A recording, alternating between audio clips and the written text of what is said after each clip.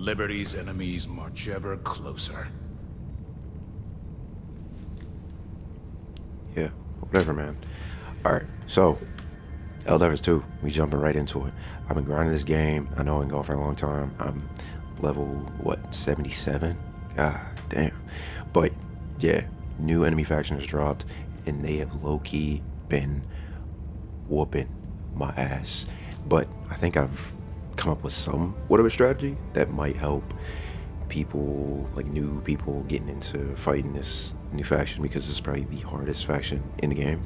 So I'm gonna jump into a couple, tips and tricks and see if, I can help a few people out. So let's get into it. For the sake of this video, I think I'm gonna be using this armor because in my opinion, I think it works the best. I think the best armor I like using now, like my favorite armor, is gonna be this one, that Dutiful, that came with the Killzone like crossover, and because of the perk that it has, the acclimated one, because it has 50% resistance to all like the status effects in the game, the fire, gas, acid, and electrical damage. Electrical damage is really what you need fighting the Illuminate. So for the sake of this video, I'm going to be using the Prototype 3 from I think the Cutting Edge Warbond, just because of the armor passive it has. The electrical conduit, because it gives you 95% resistance to arc damage, which is pretty much virtually nothing. So that's probably what I'm going to take. It's probably going to work the best. But the stratagems I'm going to be using is going to be the Eagle Strafing Run, the Flamethrower, and then the Guard Dog. The Sentry, you could either bring the Gatling or the Machine Gun. I think I'm going to do the Machine Gun just because of the low cooldown it has. It's 77 seconds. It's pretty good. But yeah, I mean, let's get into it and see how it goes. Now, everything in this video is going to be based on my opinion and what I think works best. Like I said, my favorite armor I think to use is going to be the new Killzone armor, but I think this would work the best because, I mean, the only status effect type damage, I don't know, elemental damage they do is only going to be electric, so I think that'll work the best against these guys because they have like the more advanced tech. So I will show you why I picked the weapons that I brought. Once again, I brought the Scorcher. I'm using the grenade pistol for all of these ships, but I'll show you why in a sec. So the first one I brought is going to be the Eagle Strafing Run. I think this works great against just taking down the ships, the shields for the ships, and then I use the grenade pistol to take them out. This is going to be where your first enemy that you see the Voteless spawn out of. Now, the Guard Dog and the Flamethrower, this is where they shine the most because they have very low health. And using things like Flamethrower and the Guard Dog take them out very quickly, as you can see. Now, the Guard Dog is also very good for heavy armor penetrating enemies. What? Bro, what are you talking about, man? Sorry, not heavy, but medium armor penetrating, because the Guard Dog got a buff. So it's not the regular Liberator, it's the Liberator Penetrator now. So that works really good against the Voteless because, sorry, not the Voteless.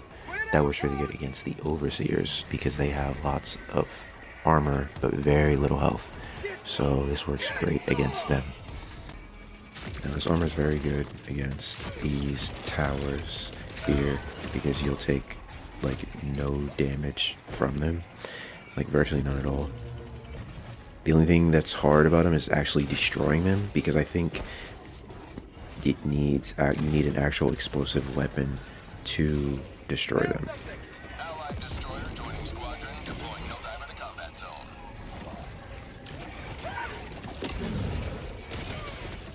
Now, as you see, this armor works great against all of the arc damage, like all the arc damage you'll take in this game. Now, the Harvesters are pretty strong. I will say they're pretty strong. The Scorcher is pretty good at taking out their shields pretty fast, but to take them out pretty quickly, you'll also want to use the flamethrower. If you don't need to even take down their shield, to be honest. As long as you get in their bubble, you can go up to them and use the flamethrower, but you have to make sure you are wearing this armor or you will take arc damage. Now you can get in the bubble when fighting these harvesters and just burn them. They don't have like a stepping, I don't think like a physical attack, but they do have an arc attack that they use. But as long as you're wearing the armor, you will not take much damage. This can one tap you if you're wearing armor that doesn't negate any of that damage. But it is pretty good. Now the machine gun sentry is pretty good as well. It has medium armor penetration and its cooldown time is very fast. I think it's like 77 seconds. And it's pretty quick at killing any enemy, to be honest. Only con about it is that it has low ammo. It doesn't stay that long.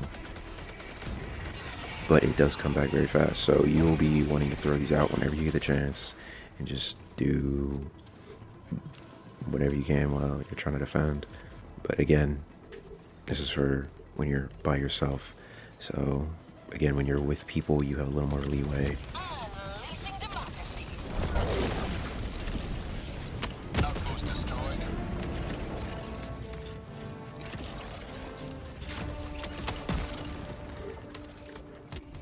So yeah, I mean, I think this is what works best for me. These are the best weapons and strategies I think I could bring to fight against the Illuminate in the best way I can.